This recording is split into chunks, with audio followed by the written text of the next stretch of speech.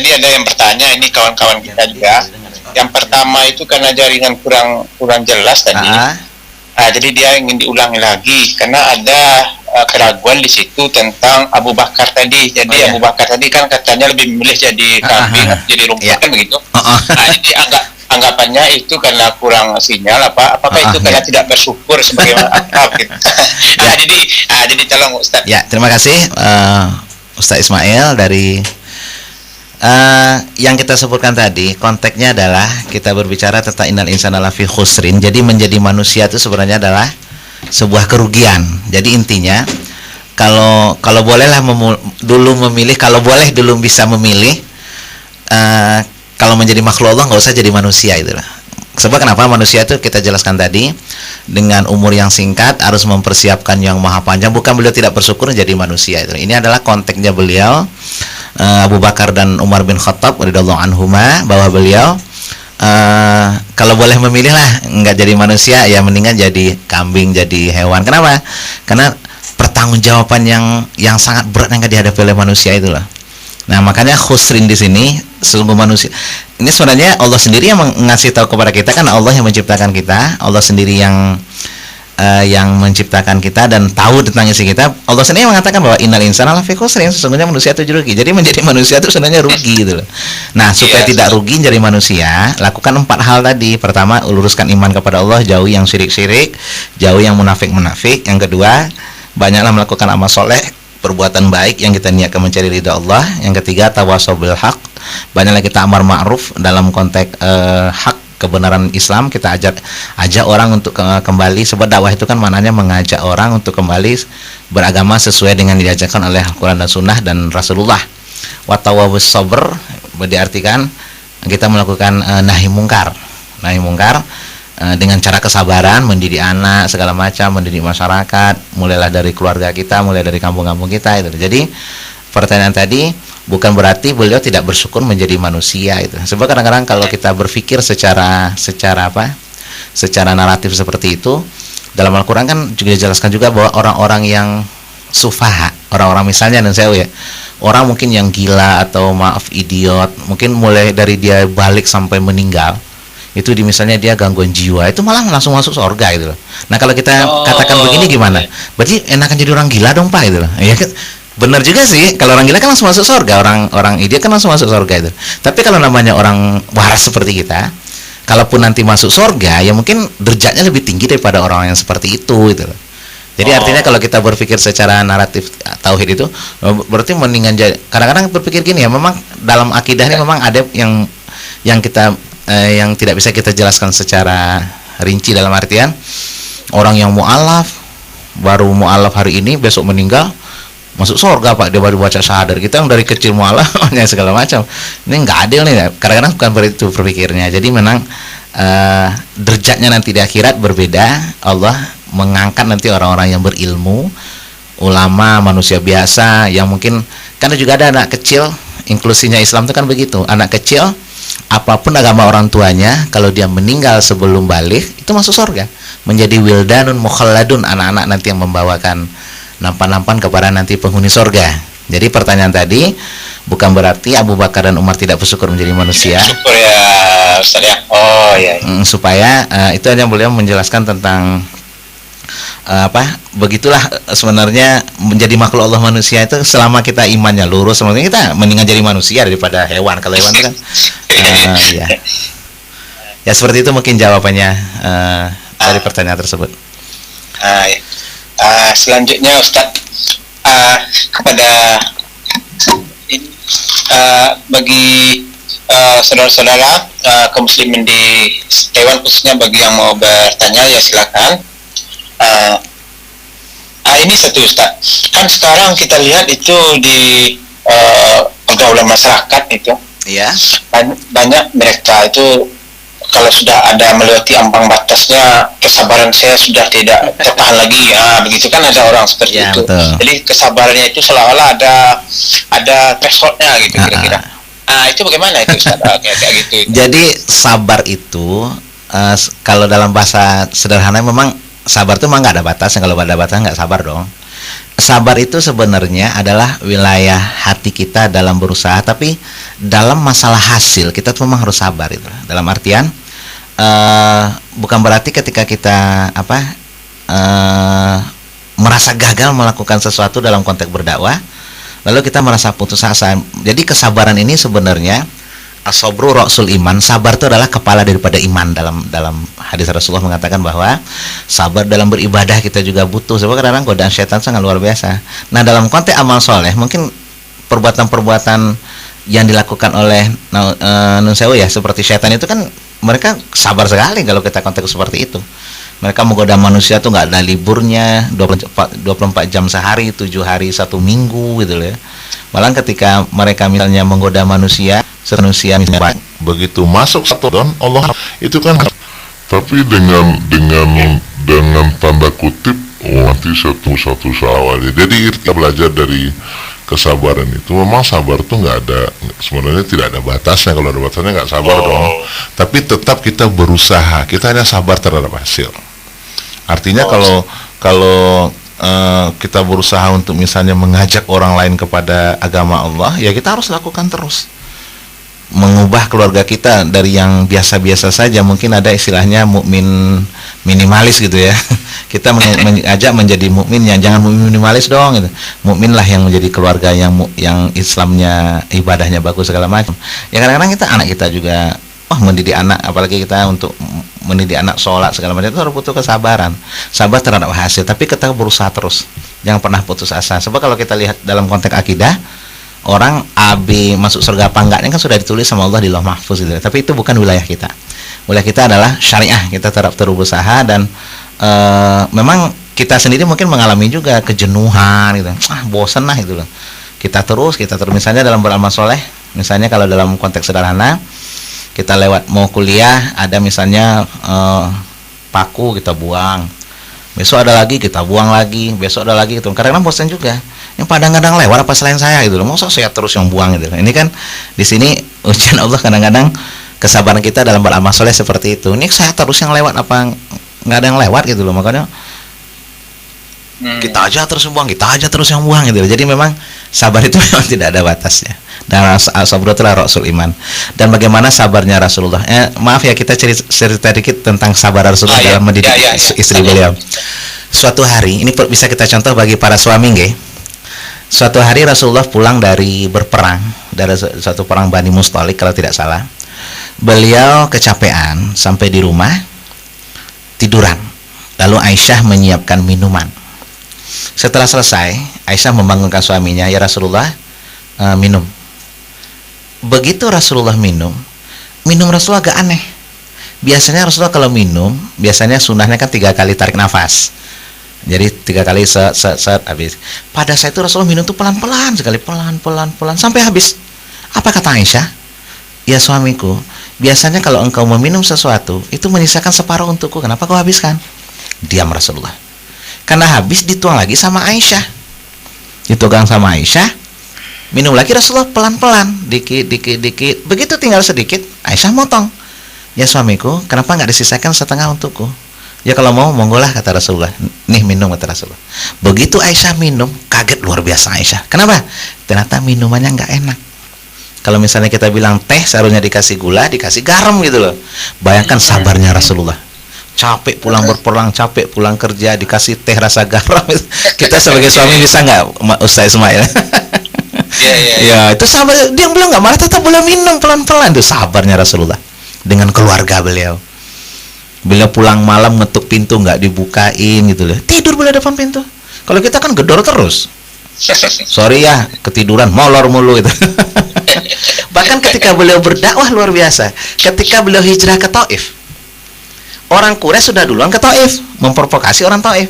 Ntar kalau ada yang namanya Muhammad datang ke sini, kalian usir saja, dia tuh tukang sihir, orang gila itu. Bener, Rasulullah sampai di Taif, dilempar batu Rasulullah, sampai berdarah muka Rasulullah. Apa kata Jibril?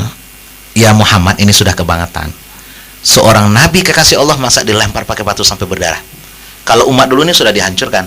Nah, kalau keizinkan," kata Jibril, "saya angkat gunung 300 kilo dari Mekah, gunung di Taif, saya timpakan ke kepala mereka seperti orang Yahudi. Apa kesabaran Rasul? Jangan ya Jibril, biarlah mereka menyakiti saya, biar mereka menolak dakwah saya, nggak apa-apa. Mungkin nanti anaknya beriman, mungkin nanti cucunya beriman. Saya kalau dibayangin yang ditawarin saya mungkin Jibril, mungkin itu, oh ya Jibril, cari agak gedean dikit gitu, biar pada muncrat otaknya. Itulah kesabaran Rasul dalam berdakwah yang sangat luar biasa. Bagaimana beliau disakiti dalam berdakwah, diganggu, tidak pernah beliau menunjukkan rasa marah.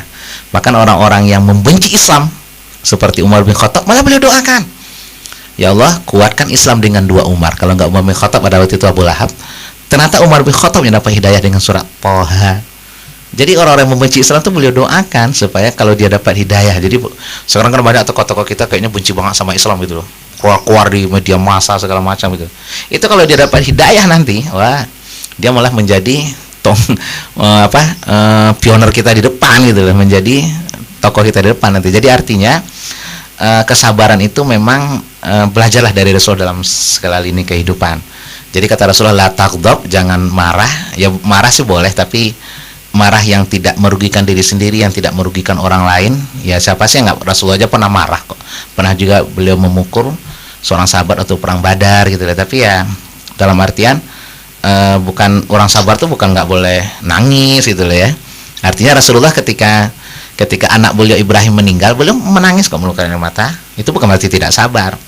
Jadi kalau ada orang misalnya suaminya meninggal terus dia nggak nangis gitu loh, wah dia sabar banget ya, kita malah curiga itu, dia kok nggak nangis suaminya meninggal, jangan-jangan dia ada hubungannya dengan kematian suaminya gitu loh. Karena saya pernah mengalami itu dulu ketika yang saya ceritakan sama Ustaz Ismail tadi, ketika kakak saya meninggal di Jogja, Nun Sewu. Sampai di rumah istrinya nggak nangis gitu loh, tapi bukan dia. Lalu kata istri saya, wah Uni itu hebat ya, kenapa? Nah, suami meninggal dia nggak nangis, sabar ya. Itu bukan sabar. Rasulullah aja nangis kok. Jadi bukan berarti kita tidak boleh melakukan ekspresi kemanusiaan. Misalnya kalau misalnya HP kita hilang, motor kita hilang, lalu kita aduh kemana hilang gitu. Jadi dalam sebuah hadis perlu juga kita jelaskan sini, as-sabru inda sotmatil ula. Sabar itu adalah ketika hantaman pertama. Ini yang penting kita jelaskan masalah sabar. Jadi misalnya ketika kita dengar berita pertama sekali, itu namanya sotmatul ula. Bu, maaf suami ibu meninggal, itu namanya sotmatul ula. Di situ sabar itu ditentukan. Bukan 3 hari setelahnya. Ya nggak apa-apa deh, sudah takdir, itu bukan sabar lagi. Jadi sabar itu adalah indah sotmatil ula. Ketika hantaman pertama kita dengar, misalnya kita dapat laporan anak kita nelfon, ya motor hilang gitu loh. Di situ sabar itu ditentukan sebenarnya. Apa kita marah-marah, mana sih motor kok bisa hilang? Kenapa nggak badan kau aja hilang, masih gitu ya, seperti itu. Jadi memang as-sabru inda sotmatil ula, sabar itu adalah ketika hantaman pertama. Tapi memang ini perlu keimanan. Bukan berarti kita sudah bagus dalam masalah kesabaran gitu. Kita aja kadang-kadang, bukan kita nggak boleh mendidik anak dengan marah, tuh salah juga, itu bukan sabar ya. Misalnya mendidik anak itu memang kalau kita kontak dengan Umar bin Khattab, kata Umar bin Khattab, bukan hadis ya, selama ada pemukul yang tergantung di dinding yang untuk menakut-nakuti anak kalau melakukan kesalahan dalam bentuk punishment, itu rumah itu selalu diberkati oleh Allah. Jadi sekarang memang berkembang, menurut saya ya, berkembang pendidikan modern itu adalah mengurangi punishment, membanyakkan reward gitu. Kalau kita seimbang aja deh, kalau memang salah kita hukum, tapi hukuman yang kita berikan kepada anak itu adalah hukuman yang mendidik, bukan seperti waktu zaman kita masih kecil dulu, kalau ayah marah di kampung itu ya pakai fisik gitu. Padahal bisa kita hukum, disuruh nulis bismillah 100 kali kan bisa tuh. Atau misalnya kita suruh, kalau kamu salah suruh nyetor hafalan Quran segala macam, itu kan lebih mendidik. Sekarang kalau mahasiswa kita telat, malah kita suruh baca hafalan surat pendek gitu. Jadi besok dia nggak berani telat lagi gitu. Daripada kita hukum diusir udah. Manusia telat sekarang nggak saya usir. Saya suruh baca surat hafalan pendek gitu. Hafalan surat pendek baca tuh. Nah, jadi dia itu hukuman mendidik malah gitu. Besok dia takut lagi telat daripada disuruh baca Quran. Padahal kan, nah itu salah satu contoh kita memberikan reward ya. Punishment masalah harus dihukum gitu. Jadi kalau sekarang banyak reward mungkin daripada punishment. Karena itu dalam Al-Quran pun atau dorobakan wadribuhunna, pukullah istrimu dalam konteks Anissa. Memang mukul itu dibuat dalam akhir. Jadi memukul juga bukan yang membahayakan, kata hadis Rasulullah. Jangan boleh memukul di bagian muka, yang mendidiklah anak pun Kalau memang salah, mungkin boleh kita pukul, tapi carilah misalnya mukul kaki kalau memang dia sudah keterlaluan gitu. Jadi sabar itu adalah rasul iman. Kesal memang ya makanya Nabi diutus tuh supaya dari golongan manusia bisa kita belajar dari Rasulullah, kesabaran Rasul dalam istri-istri beliau, dalam berdakwah, kesabaran dia dalam ibadah. Ini sabar dalam ibadah juga kadang-kadang luar biasa. Kita sering ditanya sama jemaah, Ustaz bagaimana caranya supaya kita istiqomah deh dalam ibadah. Pernah kita jawab begini, pertama jangan lupa doakan kepada Allah, sebab kekuatan doa itu sangat luar biasa. Yang kedua, banyaklah mengingat kematian. Yang kita berikan contoh kepada mahasiswa, supaya kita banyak berhubungan dengan mahasiswa. Kalau kalian banyak mengingat kematian, itu insya Allah ibadah itu ringan. Contoh, misalnya banyaklah sering mentakziahi orang-orang yang sudah meninggal gitu loh ya. Yang kedua, kita berikan contoh walaupun nun sewu ya, ini agak ekstrim contoh segala macam. Suatu saat kan kita akan meninggal. Misalnya saya juga akan meninggal, insya Allah kan diumumkan di masjid. Kalau dalam bahasa Jawa itu berita lalayunya di masjid gitu. Telah meninggal dunia hari ini gitu deh. Nah sekarang coba kita rekam berita lalayu tersebut, jadikan misalnya di HP itu kan bisa ngerekam, jadikan itu semacam alarm gitu loh. Jadi kalau jam 3 malam alarmnya nanti innalillahi wa inna ilaihi raji'un, itu pasti bangun ya. Ingat mati. Ya itu salah satu mungkin metode-metode yang kita gunakan untuk ingat kematian gitu. Atau misalnya kalau ulama dulu kita baca dalam kitab Risalah Qusairiyah, itu sampai dia membangun kuburan di kamarnya, digali 2x1 dikasih liang lahat gitu loh ya. Kalau dia sudah malas ibadah, sabarnya sudah hilang, dia masuk ke dalam. Masih malas nggak ente ibadah, padahal nanti beginilah kehidupan kita di akhir zaman. Itu salah satu contoh sabar dalam ibadah. Jadi memang harus kita terus, kalau memang kita udah aduh malas banget gitu deh ya, cobalah ingat wabil akhirat ini, kehidupan kita bukan di dunia tapi nanti di akhirat. Ya pertanyaannya sangat luar biasa dalam konteks kesabaran. Jadi sabar itu memang harus selalu volumennya itu ya dalam hal segala sesuatu. Bukan kita nggak boleh marah, bukan kita nggak boleh sedih, bukan kita nggak boleh nangis. Itu ekspresi kemanusiaan. Rasulullah sendiri ketika anaknya meninggal nangis kok gitu loh. Tapi bukan berarti sabar itu adalah wilayah hati terhadap ketentuan Allah. Tapi ekspresi kemanusiaan yang apa, kita HP kita hilang lapor polisi, itu nggak sabar. Bukan nggak sabar, itu adalah syariah yang harus kita lakukan. Tapi terhadap ketentuan Allah kita terima. Memang setiap kejadian di muka bumi ini itu adalah pasti terjadi atas izin Allah. Keren patah di Mekah, ada orang meninggal gitu ya, saudaranya meninggal, dia nangis loh di Indonesia. Ya berarti dia nggak sabar, dia sudah kehilangan orang dicintai, siapa aja nangis kok gitu loh. Tapi ketika hatinya sudah menerima itu, semuanya terjadi atas keinginan Allah, dan ada hikmah di situ. Meninggal di Mina sampai 100 orang Indonesia, 800 jemaah haji, itu masih ada. Nggak mungkin kejadian di dunia ini kecuali atas izin Allah. Jadi kalau kita sudah menerima itu, sudah sabar.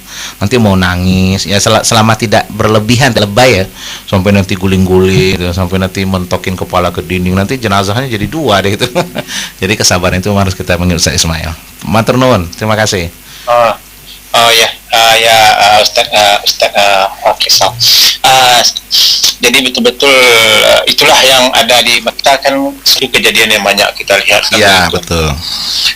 Selanjutnya ya kita lihat, kita masih menunggu kalau ada pertanyaan dari kawan-kawan di sini ya Ustaz. Kita tunggu sebentar ya. Jadi sambil kita menunggu kalau ada pertanyaan yang masuk, ada juga kadang-kadang begini Ustaz. Kalau kita sesuai dengan yang Ustaz sampaikan itu dengan Islam liberal atau pluralis itu ada juga itu beberapa kawan-kawan kita di media sosial itu, kalau kita tidak sependapat namanya dengan itunya gitu kan, lantas itu Islamnya itu lantas dikategorikan langsung kita seperti itu gitu. Itu bagaimana kita itu Ustaz? Saya mengalami sendiri seperti itu gitu. Jadi kalau kita mengajarkan agama yang lurus, nanti kita dicap sebagai negatif, kadang-kadang kita Wahabi, cap ISIS segala macam gitu ya. Saya kalau memahami seperti itu, baru itu yang kita hadapin gitu loh. Baru kita dicap negatif doang gitu loh. Rasulullah dalam berdakwah diancam dibunuh, dilempar, disakitin, beliau nggak mundur kok. Kita baru dikatain begitu aja udah mundur. Waduh, berarti jihad kita juga kurang sekali. Saya tuh sampai dikatakan ISIS pernah sering banget gitu, karena saya mengatakan misalnya ketika kita berdebat tentang misalnya mengucapkan selamat Natal gitu, saya sampai mengatakan bahwa mengucapkan selamat Natal itu bagian daripada akidah, tidak berlaku toleransi di sana. Oh, ente Islamnya ekstrim sampai begitu. Tapi bagi saya baru dikata begitu doang, belum saya digancam dengan golok gitu loh. Kenapa saya mundur, saya bilang akhirnya begitu. Saya katakan, kalau nih sekalian kita pesan ya, mumpung kita ketemu nih. Ya. Saya menganggap selamat Natal itu bagian daripada akidah. Sebab toleransi itu hanya berlaku dalam konteks sosial. Misalnya kita membantu tetangga kita non Muslim, kita bantu duit untuk berobat, kita dapat pahala itu. Tapi kalau dalam konteks akidah kita berlaku toleransi, kita sangat eksklusif. Misalnya jangan pernah kita ikut-ikutan ritual-ritual ibadah la abudu ma ta'budun, kan melakukannya di situ. Nah, kenapa kita mengatakan Natal itu? Sebab Natal itu adalah pengakuan bahwa Yesus itu adalah anak Allah gitu loh. Kabar kita kan Nabi Isa itu adalah cuma nabi dan rasul. Nah, terus kita ditanya, terus bagaimana misalnya Ustadz kalau misalnya kami hidup di negara yang minoritas Muslim gitu loh. Ketika Idul Fitri mereka ngucapin, kami kok enggak gitu loh. Kita berikan jalan keluar. Darul Ifta Mesir itu pernah mengeluarkan fatwa. Silakan beri ucapan kalau memang terpaksa dalam tanda kutip sosial, berikanlah ucapan yang tidak ada unsur selamatnya, tahnil. Misalnya dosen kita misalnya non Muslim, waktu Idul Fitri dia ngucapin selamat Idul Fitri ya, gitu. Karena dia memang nggak punya aturan agama mungkin yang baku gitu ya. Nah, ketika kita ingin membalas, cukup ucapkan aja begini, wah Pak lagi Natal ya, gitu. Jangan katakan kata-kata selamat. Apalagi nanti kalau kita pindahkan selamat yang belakang sama aja, misalnya Pak lagi Natal ya, selamat ya, itu sama aja. Yang penting nggak ada selamatnya, itu yang penting. Jadi saya juga punya tetangga kok orang non Muslim, dosen juga, kalau misalnya lagi Natal kepergok ya saya cuma ngucapin wah lagi Natal Pak, gitu aja kok, tidak sampai saya mengucapkan jangan ada kata-kata selamatnya kalaupun terpaksa ngucapin. Nah, ketika kita berdebat di media sosial, saya dikatakan ekstrim, dikatakan ini segala macam, bagi saya ya bodoh ya, gimana lah gitu ya, baru itu aja sih ada kenapa saya mundur sih gitu loh. Rasulullah aja dalam berdakwah diancam dibunuh, disakitin, hijrah, beliau nggak mundur. Ini baru dikata-katain begitu aja itu. Dikatakan ente nggak berkembang, nggak berkemajuan, alah. Stereotip begitu itu nggak mempengaruhi saya kok, saya bilang. Kecuali nanti kalau sudah misalnya main fisik, itu mungkin kita juga. Makanya jihad bagi saya, memaknai jihad itu adalah jihad yang paling tinggi adalah membela agama Allah. Dengan cara apa? Sesuaikan dengan serangannya. Kalau misalnya orang kafir menyerang kita dengan pemikiran, lawan dengan pemikiran. Mereka menyerang kita dengan buku, tulis buku juga.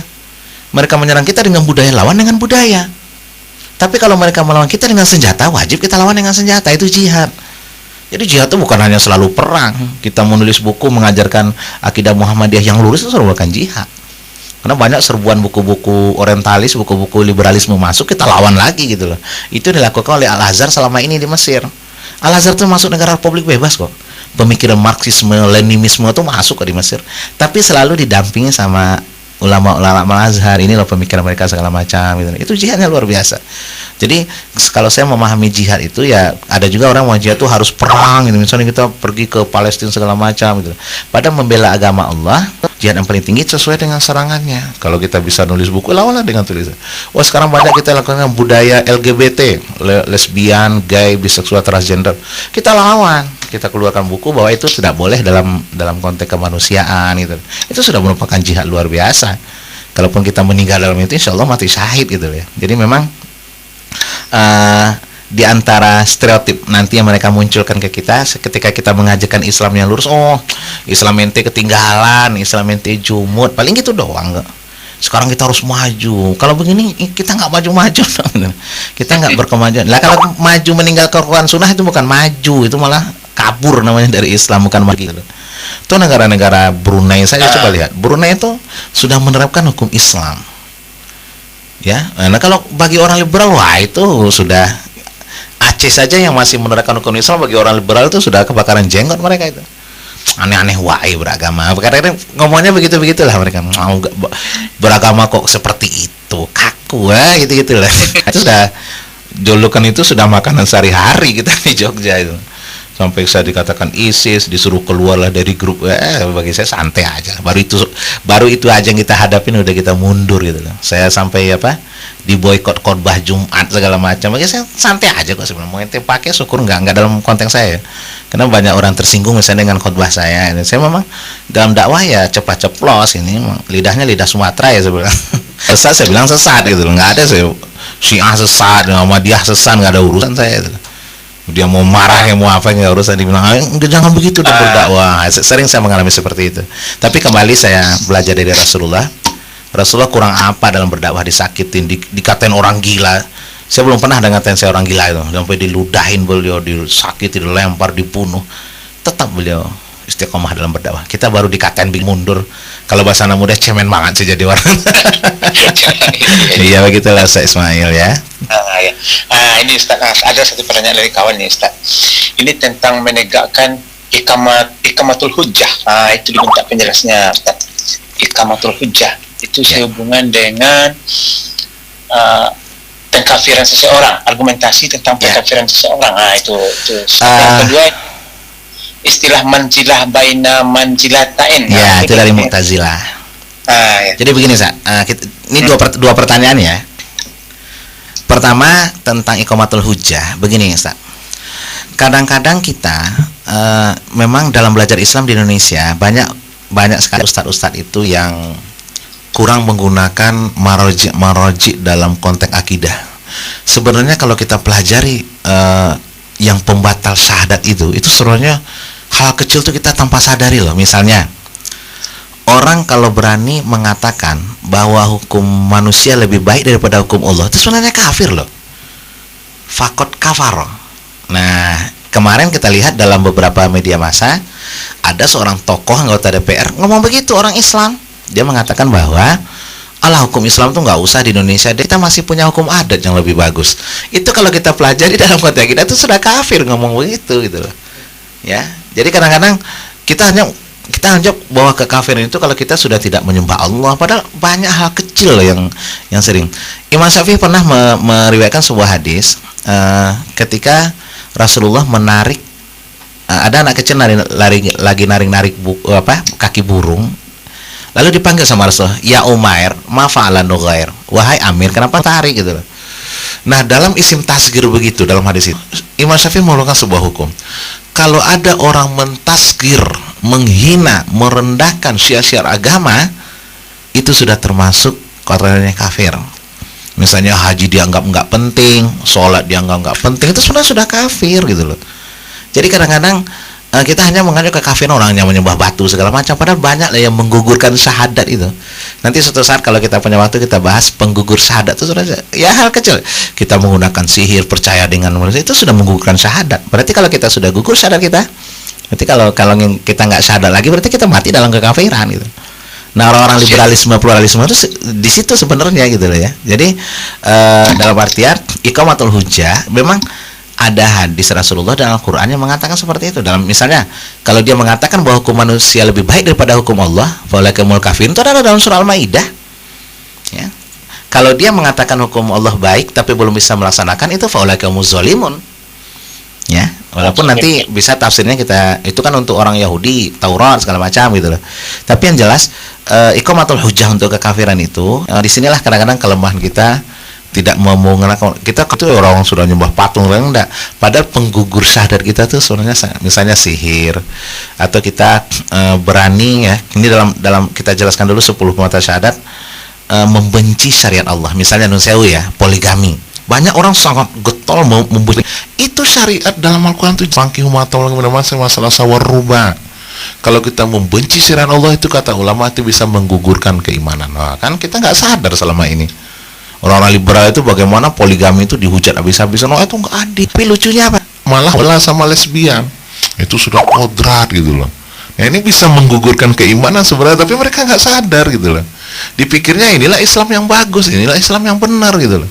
Padahal dengan mereka membenci poligami, dengan mendukung homoseksual, itu sudah merupakan penggugur syahadat gitu loh. Itu iqamatul hujjah kita maksud. Ya, dan itu ada dasarnya dalam Al-Quran gitu loh. Ada dasarnya dalam surat Taubah, silakan kita baca. Al-munafiquna wal munafiqat dalam ya'muruna bil munkar wa yanhauna 'anil ma'ruf. Itu Al-Qur'an mengatakan.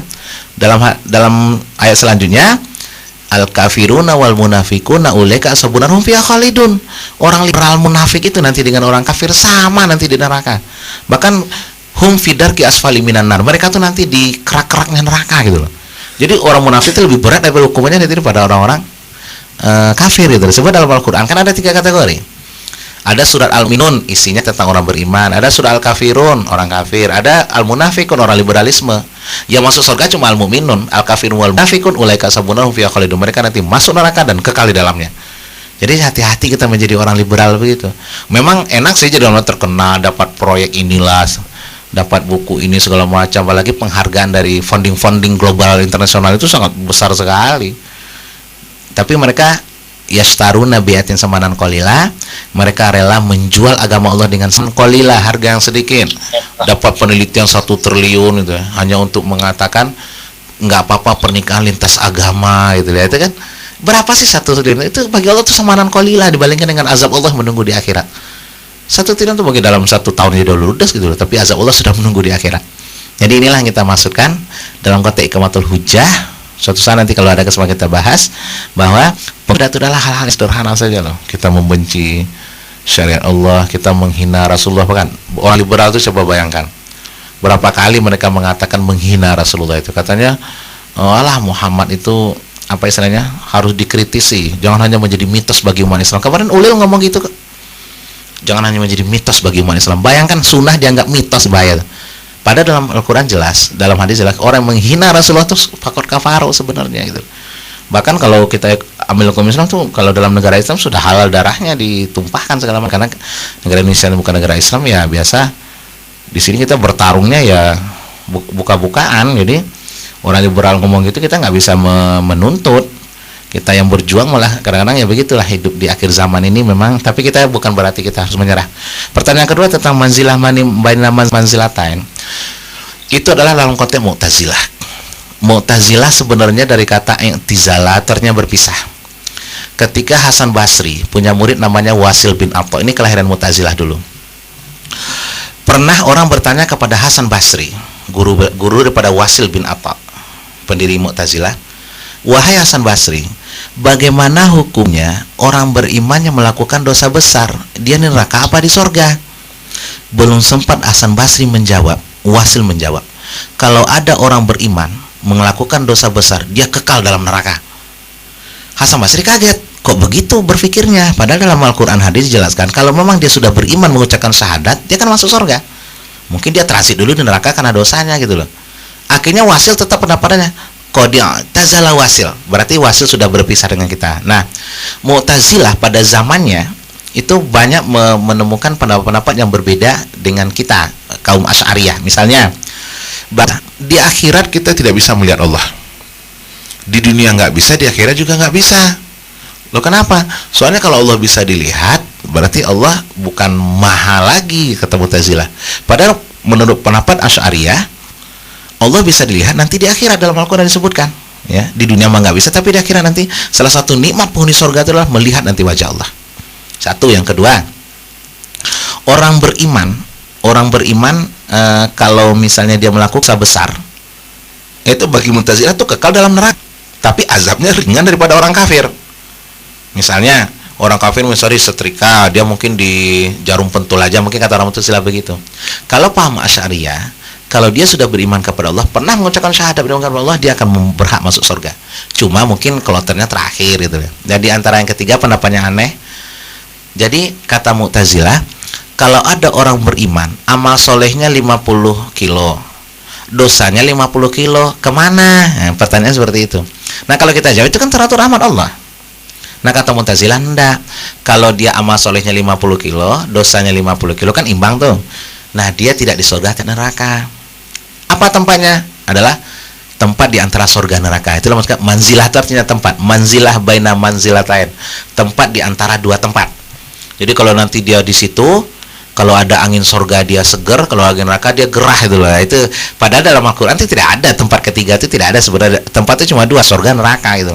Nah kalau amalnya sama gimana dong? Amalnya 50 kilo, dosanya 50 kilo gitu loh. Di situ mungkin berlaku nanti rahmat Allah dengan maghfirah Allah. Kita tidak bisa dalam masalah gaib harus bersandar kepada Al-Qur'an. Jadi manzilah itu adalah tempat yang dipakai oleh Mu'tazilah. Memang Mu'tazilah ini pernah mengalami masa kejayaannya ketika beberapa khalifah yang berpaham Mu'tazilah memaksakan paham Mu'tazilah kepada masyarakat. Sebut sampai hilang itulah muncul di Indonesia kemarin itu kan ketika Harun Nasution terkenal dengan neo Mu'tazilah. Karena Mu'tazilah itu memang lahir karena dia bersentuhan dengan filsafat Yunani pada saat itu. Akhirnya ketika ada banyak pertanyaan dari orang-orang Yunani ketika agama, mereka menggunakan logika itu.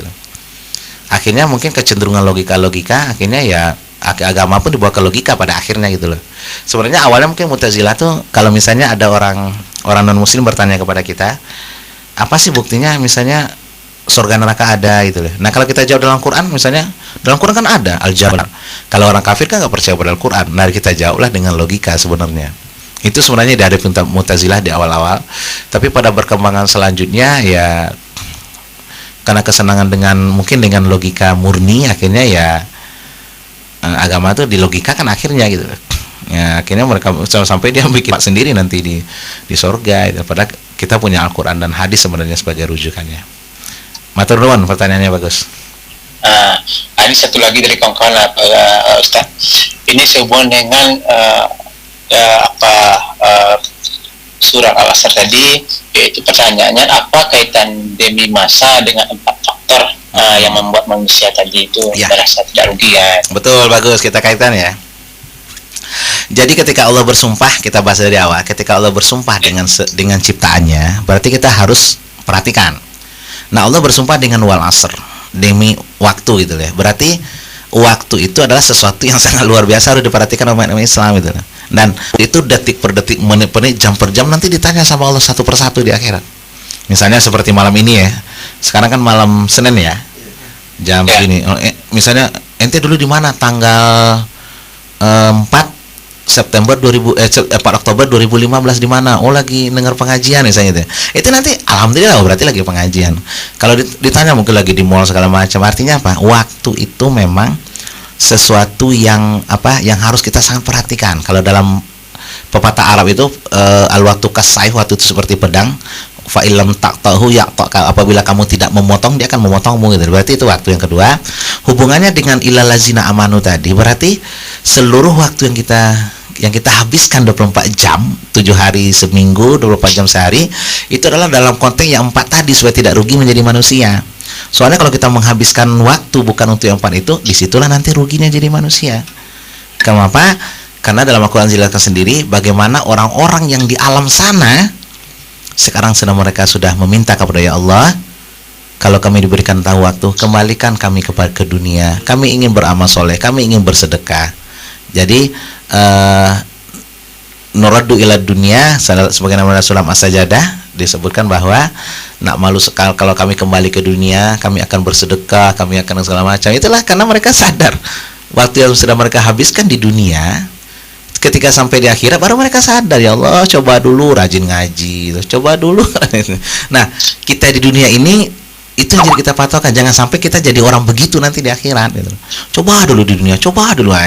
Padahal betapa banyak orang yang ingin yang sudah meninggal itu dikembalikan ke dunia untuk mengisi waktu 24 jam tadi dengan ibadah, dengan iman soleh, tawasul itu. Mereka tidak melakukan itu dulu di dunia. Nah, begitu sampai di pintu kubur, barulah mereka berkata kepada Allah, ya Allah, kembalikan kami ke dunia, na'mal solihan, kami akan beramal soleh, kami akan bersedekah, kami akan rajin ngaji.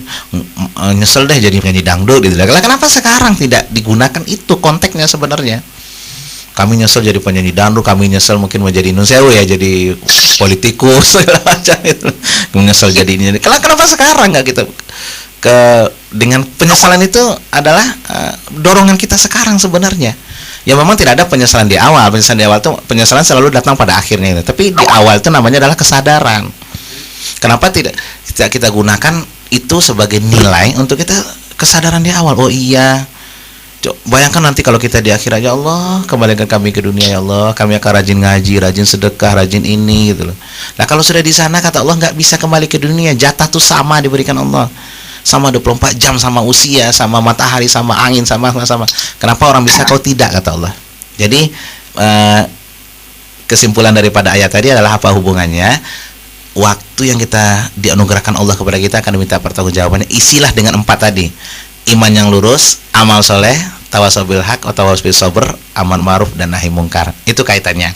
Jadi jangan sampai kita menjadi nanti benar-benar menjadi orang yang menyesal. Jadi salah satu cara mengingat akhirat itu bil akhirati hum yuqinun. Kita tanamkanlah kepada keluarga kita mulai hari ini, nak, kalau bisa kita sekeluarga masuk surga, suami istri masuk surga. Tulislah mungkin di kamar kita yang akan kita sesali nanti di akhirat. Lakukan sekarang. Misalnya bayangkan kita di akhirat, ya Allah, saya kok dulu malas ngaji ya. Nah, rajin ngaji sekarang. Ya Allah, seandainya ajal sudah dekat, seluruh harta saya sedekahkan. Sekarang waktunya. Jangan sampai nanti di akhirat percuma gitu loh. Itulah waktu yang diberikan dalam surah Wal Asr ini. Makanya kita kata Imam Syafi'i, kalau sudah memahami surah Al Asr ini, itu sudah memahami hampir seluruh daripada agenda keislaman kehidupan kita di dunia sebenarnya. Makasih Ustaz Ismail.